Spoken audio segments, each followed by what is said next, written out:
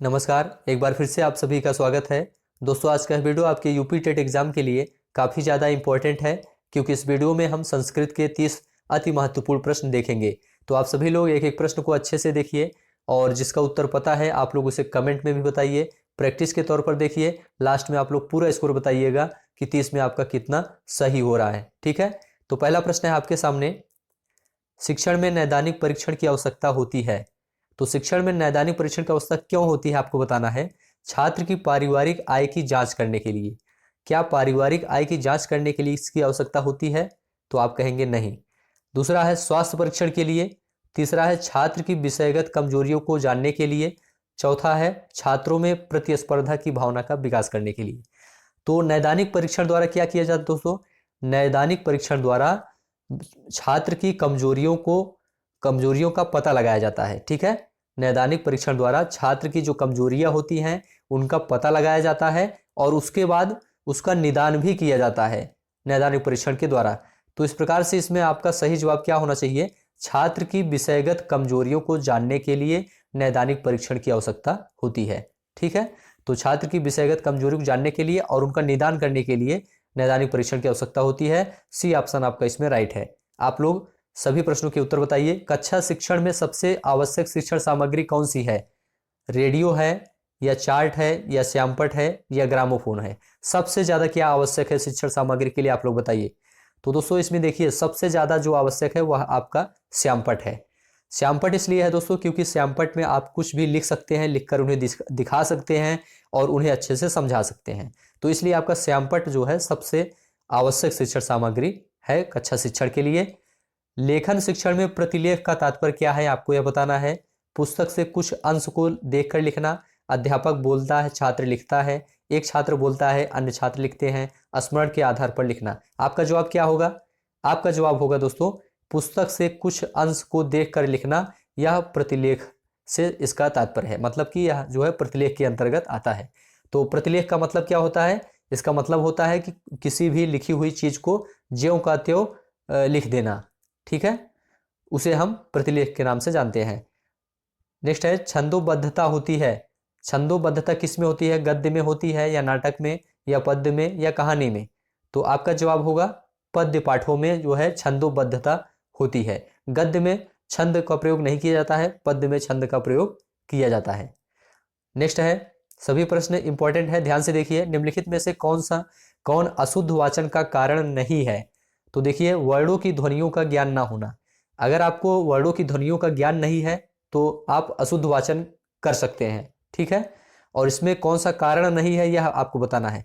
दूसरा है प्रयत्न लाघव, यह भी आपका भाषागत दोष है। तीसरा है उच्चारण संबंधी अभ्यास की कमी। अगर उच्चारण संबंधी अभ्यास की कमी है तब भी आप अशुद्ध वाचन कर सकते हैं। ठीक है, और यह जो है अशुद्ध वाचन का कारण हो सकता है। तो तीनों ABC तीनों जो है अशुद्ध वाचन का कारण है। कौन सा नहीं है? चौथा आपका सस्वर वाचन जो है यह जो है अशुद्ध वाचन का कारण नहीं है। यह एक क्या है? यह एक उच्चारण की वैदिक परंपरा है। ठीक है, क वर्ण का उच्चारण स्थान आपको बताना है, मूर्धा, ताल, कंठ या ओष्ठ। तो आपको पता है एक सूत्र है, अकुह विसर्जनीय नाम कंठा। मतलब कि आ हो गया, का वर्ग हो गए, हा और विसर्ग जो होता है इन सभी का उच्चारण स्थान क्या होता है दोस्तों? कंठ होता है। तो क वर्ण का उच्चारण स्थान भी कंठ ही होगा। क वर्ग में कौन कौन आते हैं? क, ख, ग, घ, अंग, ये सभी इनका उच्चारण स्थान क्या होगा? कंठ ही होगा। नेक्स्ट प्रश्न है, ध्यान से देखिए। इक्ष्वाकुवंशी राजाओं का निरूपण होता है 10 कुमार चरितम में, रघुवंशम में, मेघदूतम में, कादम्बरी में। आपका जवाब क्या होगा? रघुवंशम में। इक्ष्वाकुवंशी राजाओं का निरूपण रघुवंशम में किया गया है। रघुवंशम क्या है दोस्तों? रघुवंशम एक महाकाव्य है। ठीक है, यह किसके द्वारा लिखा गया है? कालिदास जी द्वारा लिखा गया है। अष्टाध्यायी ग्रंथ संबंधित है। अष्टाध्यायी किससे संबंधित आप बताइए? व्याकरण से, नाट्यशास्त्र से, अलंकार से या काव्य शास्त्र से? तो आपका जवाब क्या होगा इसमें आपको बताना है। आपका जवाब होगा दोस्तों अष्टाध्यायी व्याकरण से संबंधित है। ठीक है, यह महर्षि पाणिनि ने इसे लिखा है और यह व्याकरण से संबंधित है। महर्षि पाणिनि ने संस्कृत की वर्णमाला को विभाजित किया है। कितने खंडों में विभाजित किया है? इंपॉर्टेंट प्रश्न है। 12 खंडों में, 14 खंडों में, 16 खंडों में, 18 खंडों में? आपका जवाब क्या होगा? 14 खंडों में विभाजित किया है। ठीक है, तो 14 माहेश्वर सूत्र जो है महर्षि पाणिनि ने दिया है। तो बी ऑप्शन आपका इसमें सही है। ता वर्ग का उच्चारण स्थान आपको बताना है। तो ता वर्ग देखिए दोस्तों, लित लसानाम दंता, मतलब कि ली हो गया, ता वर्ग हो गया पूरा, और ला और शा इनका उच्चारण स्थान दंत होता है। क्या होता है दोस्तों? दंत होता है। तो इसमें आपका सी ऑप्शन सही होगा। ता वर्ग का उच्चारण स्थान दंत होता है, इसे आप लोग याद रखिएगा। इचु सानाम तालु से आपका जो है तालु से जो है क्या होता है कि ई हो गया, चा हो गया, चा वर्ग में चा छा जा ये सभी, या और सा, ये सबका उच्चारण स्थान दोस्तों क्या होता है? तालु होता है। ठीक है, तो यह भी आप लोग जानते रहिए। नेक्स्ट प्रश्न है, गम धातु को लोट लकार प्रथम पुरुष एक वचन में क्या रूप होता है आपको बताना है। तो गम धातु में देखिए दोस्तों, गम धातु का लोट लकार कैसे चलता है? गच्छतु गच्छताम गच्छन्तु, गच्छ गच्छतम गच्छत, गच्छानि गच्छाओ गच्छाम। तो इसमें आपका गच्छत हो जाएगा, सही ऑप्शन ए। गम धातु को लोट लकार प्रथम पुरुष एक वचन में क्या रूप होगा? गच्छत होगा। नेक्स्ट प्रश्न है, पित्रा पितृ शब्द के किस विभक्ति एवं वचन का रूप है आपको बताना है। द्वितीय एक वचन, चतुर्थी बहुवचन, तृतीय एक वचन, या तृतीय द्विवचन। तो पित्रा जो है इसमें देखिए पितृ रूप आप पढ़िए क्या होगा? पिता पितरौ पितरः, पितरम पितरौ पितृन, पित्रा पितृभ्याम पितृभ्यः। ठीक है, तो ये तीसरे में आ रहा है, तीसरे विभक्ति में पित्रा आ रहा है। ठीक है, तो आपका इसमें हो जाएगा तृतीय एक वचन। तो पिता का रूप आपको याद करके जाना चाहिए, धातु रूप और शब्द रूप जरूर याद करना चाहिए, एग्जाम में इनसे जरूर प्रश्न आएगा। अष्टाविंशति शब्द का अर्थ आपको बताना है, क्या होगा? 18, 28, 38 या 48। तो आप लोग बताइए, अष्टाविंशति का मतलब क्या होता है? 28 होता है, इसे याद रखना। और बात करें 18 की तो इसे अष्टादश कहा जाता है, तो इसे भी आप लोग याद रखिएगा। 18 को क्या कहा जाता है? अष्टादश। और 38 की बात करें दोस्तों तो इसे अष्टात्रिंशत कहा जाता है, और 48 को अष्टाचत्वारिंशत कहा जाता है। पावका की बात करते हैं कि पावका शब्द का संधि विच्छेद क्या होता है? पाधन आवकह, पाधन आवकह, पौधन अकह, या पोधन अकह। आपका जवाब होगा इसमें पौधन अकह। पावका का संधि विच्छेद होता है दोस्तों पौधन अकह, इसे आप लोग याद रखना। नेक्स्ट प्रश्न है, जगदीशा में किस सूत्र से संधि हुई है आपको बताना है। तोरली, मौनस्वारा, खरिचा, झलाम जसवंते। तो इसमें आप देखेंगे दोस्तों, जगदीशा में इसका जो संधि विच्छेद होता है जगत धन ईसा होता है। क्या होता है? जगत धन ईसा। जगत में देखेंगे जो ता है यह झल है, इसलिए इसमें जो है झलाम जसवंते सूत्र लगेगा। ठीक है, झलाम जसवंते सूत्र से इसमें संधि हुई है जगदीशा। राम शब्द के तृतीय एक वचन का रूप आपको बताना है, तो राम शब्द का रूप आप याद करके जाइएगा। राम शब्द का तृतीय एक वचन में क्या बनेगा? प्रथमा विभक्ति में आप पहले देखेंगे रामः रामौ रामाः, द्वितीय में रामम रामौ रामान, और तृतीय में रामेण रामाभ्याम रामैः। क्या बनता है? रामेण बनता है। तृतीय एक वचन का रूप क्या बनेगा? रामेण बनेगा। तो रूप आप जरूर याद करके जाइएगा, इनसे प्रश्न जरूर देखने को मिलेगा। नेक्स्ट है, पठामह पठ धातु का रूप क्या होता है आपको बताना है। तो इसमें देखिए पठ धातु जो है पठामह जो है पठ धातु का रूप है। ठीक है, और यह किस में बनता है आपको बताना है। यह आपका बनता है दोस्तों लट लकार उत्तम पुरुष बहुवचन में बनता है। किस में बनता है? लट लकार उत्तम पुरुष बहुवचन में। तो पठ धातु का रूप आप याद करके जाइएगा, इंपॉर्टेंट है। ठीक है, जब रूप आप याद किए रहेंगे तभी इस तरह के प्रश्नों को सॉल्व कर पाएंगे। ठीक है, द धातु में कत्व प्रत्यय का योग करने पर क्या होता है आप लोग बताइए। द धातु में कत्व प्रत्यय जुड़ता है दोस्तों, तो आपका क्या बनता है? दत्वा बन जाता है। सी ऑप्शन आपका राइट है।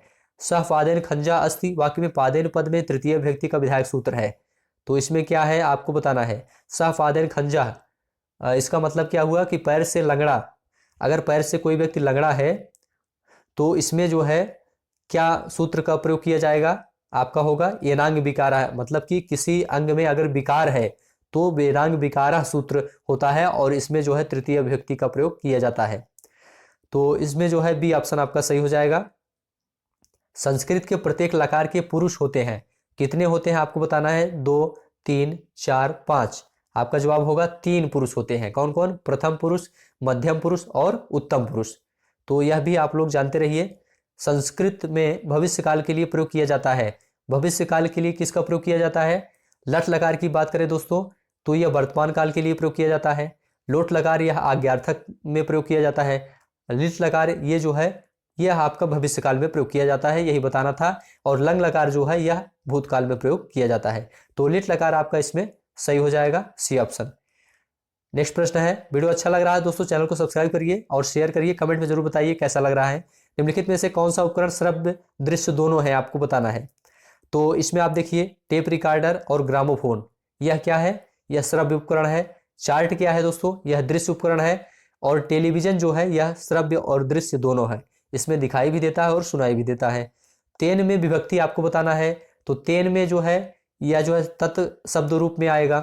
तो इसका रूप कैसे चलता है आप देखिए, सह तौ ते, तम तौ तान, तेन ताभ्याम तैहि। तो ये जो है तृतीय विभक्ति एक वचन है, तेन, ठीक है।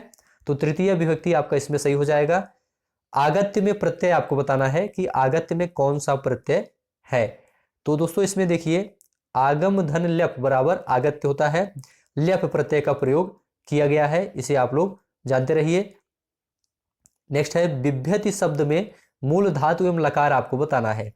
तो बिभ्यत में दोस्तों आपका क्या होता है, यह भी धातु का रूप है और लट लकार है, ठीक है। बिभ्यति जो है यह लट लकार है, यही आपको बताना था। क्या कैसे चलता है, बिभेति, बिभितः, बिभ्यति, ठीक है। चलिए नेक्स्ट है, भारतीय भाषाओं की जननी क्या है बताइए। हिंदी है, संस्कृत है, द्रविड़ है या पंजाबी है। तो आपका जवाब क्या होगा, संस्कृत को माना जाता है। भारतीय भाषाओं की जननी क्या है, संस्कृत है। सबसे प्राचीन वेद कौन सा है, ऋग्वेद, यजुर्वेद, सामवेद, अथर्ववेद, सभी को पता है। सबसे प्राचीन वेद आपका ऋग्वेद है दोस्तों, ठीक है। नेक्स्ट है सर्वत्री प्रत्यय युक्त पद कौन सा है, आप लोग बताइए। कथितः, कर्तुम, पठन, पठित्वा। तो इसमें आप देखेंगे जो कथिता है, कथिता है इसमें कथ प्रत्यय का प्रयोग किया गया है। कर्तुम में कौन सा प्रत्यय है, तुमुन प्रत्यय है। पठन में दोस्तों आपका सर्वत्री प्रत्यय का प्रयोग किया गया है, पठधन सर्वत्री बराबर पठन। और पठित्वा में आपका दोस्तों क्या प्रयोग किया गया है, कत्वा प्रत्यय प्रयोग किया गया है। तो इसमें आपका सही जवाब क्या होगा, इसमें आपका जवाब पठन सही हो जाएगा, सी ऑप्शन। नेक्स्ट है समुद्र शब्द का पर्यायवाची शब्द है। तो समुद्र शब्द का पर्यायवाची शब्द बताइए। निश्चरः, दिनकरः, रत्नाकरः, सुधाकरः। आपका जवाब क्या होगा, आपका जवाब होगा समुद्र का जो पर्यायवाची शब्द है दोस्तों वह होता है रत्नाकरः, ठीक है। निशिचर दोस्तों यह जो है राक्षस के लिए प्रयोग किया जाता है, और दिनकर जो है यह सूर्य के लिए, और सुधाकर यह चंद्रमा के लिए प्रयोग किया जाता है। भूत बलि पद में समास बताना है, अव्ययी भाव, तत्पुरुष, बहुब्रीहि या द्वंद्व। तो इसमें आप देखेंगे दोस्तों भूत बलि पद में तत्पुरुष समास का प्रयोग किया गया है। तो बी ऑप्शन आपका इसमें सही हो जाएगा। इस तरह से 30 प्रश्न आपका कंप्लीट हो गया। आप लोग स्कोर बताइए 30 में कितना सही हो रहा है, और यह वीडियो आपको कैसा लगा कमेंट में जरूर बताइए। अच्छा लगा हो तो चैनल को सब्सक्राइब जरूर करिए। मिलते हैं आपको हम नेक्स्ट वीडियो में, तब तक के लिए आप सभी का बहुत बहुत धन्यवाद।